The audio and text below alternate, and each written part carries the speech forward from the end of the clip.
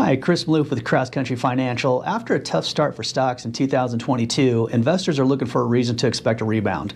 After more than doubling off the pandemic lows in March of 2020, without anything more than a 5% pullback in 2021, stocks probably needed a break. That doesn't, however, make this dip feel much more comfortable. Here we cite some reasons we don't expect this sell-off to go a lot further, though a 10% drawdown in the S&P 500 seems reasonable to expect.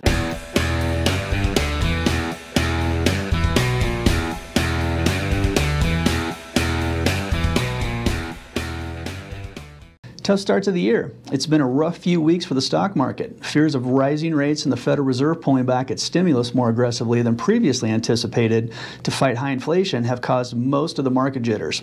Though earnings season, albeit in the very early stages, hasn't helped either. The pain has been particularly acute for many growth stocks that make up the NASDAQ composite, which has corrected 14% from its November 2021 high.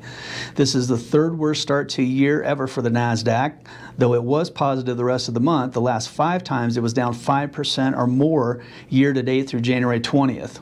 Small caps have been hit even harder, with the Russell 2000 index nearly in bear market territory with its 18% decline since November 8th of 2021, though the higher quality S&P 600 small cap index has fared better and losing 12% during this period. So that's what's happened. What might get this market turned around? Stabilization in interest rates would help. The 10-year Treasury yield's inability to break through 1.9% last week and subsequent dip below 1.8 is a good start. Stock valuations are interest rate sensitive and harder to justify if bond yields go much higher. The price to earnings ratio for the S&P 500 using the 2022 consensus estimate for earnings per share is currently a touch below 20. Inflation, clearly a key risk for markets right now. The data likely won't change much in January when it's reported in February. However, we could soon see more evidence of easing supply chain bottlenecks and more people jumping into the workforce as COVID-19 disruptions hopefully fade.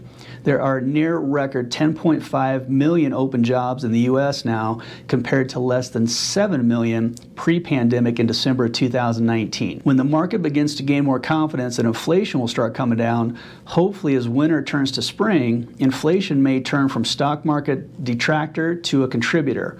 A Fed meeting this week without any negative surprises would also help. Stable or low oil prices would help as well. What about an earnings catalyst? As we suggested in our 2022 outlook, passing the baton, earnings growth would likely be the primary source of stock market gains this year. The downward pressure on stock valuations from higher interest rates makes that more likely. In this graph, we have decomposed annual returns for the S&P 500 into earnings growth, valuation changes, and dividend yield. During 2019 and 2020, when the S&P 500 returned 24.7% annualized and 55.7% cumulative, increases in valuations drove much of the gains. That changed last year when earnings rose an estimated 50% and valuations contracted. We expect 2022 to look more like the mid-cycle mid-2000s or mid-2010s, with most modest returns, more contributions from earnings growth and dividends, and little, if any, contribution from valuation. That begs the question whether corporate America has enough earnings power still left in the tank to get investors excited about buying this latest dip.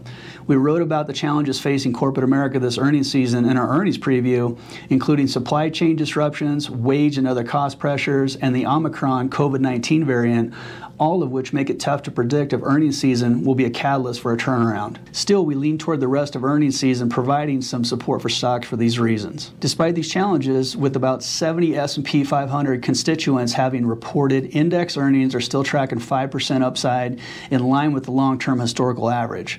Profit margin assumptions baked into analyst estimates appear to reflect these challenges, increasing the likelihood of mostly positive market reactions to results. Despite a likely smaller upside surprise than in recent quarters, an earnings growth rate potentially in the mid to high 20s for the quarter is still impressive. Estimates for 2022 have been holding up well. Historically, earnings estimates fall during reporting season, which isn't happening so far. Volatility is uncomfortable but normal. Investors have grown accustomed to steady, consistent gains over the past couple years, which makes this current bumpy ride feel more uncomfortable. After no more than a 5% pullback in 2021 and the S&P 500 having more than doubled off the March 2020 lows, we have been anticipating more volatility in 2022. Higher interest rates and less accommodating monetary policy from the Fed amid stubbornly high inflation are getting most of the blame, and probably deservedly so. But another reason for the rough start to the year could be policy driven. It is midterm election year, which typically brings more volatility and smaller gains. As shown in this graph, historically during midterm years, the S&P 500 has on average done nothing but bounce around the flat line until right before midterm elections, much different than the average path of the market across all year. Although we would argue these midterms may bring less uncertainty than some others in recent decades, given gridlock appears more likely than not to most political strategists. Policy uncertainty is still there, and the environment remains divisive. As a result, we would not be surprised if this year ended up looking more like the typical midterm year, with mid-single-digit gains for stocks rather than double-digit gains, and a better second half than first half. It will take time for the biggest clouds to clear, that's COVID-19 and inflation, and stocks have historically seen very strong rallies after midterm election pass. Conclusion. This volatility we've seen this year is uncomfortable, but it is well within the range of normal based on history. The S&P 500 has averaged 3 pullbacks of 5% or more per year and 1 correction of at least 10% per year over its long history.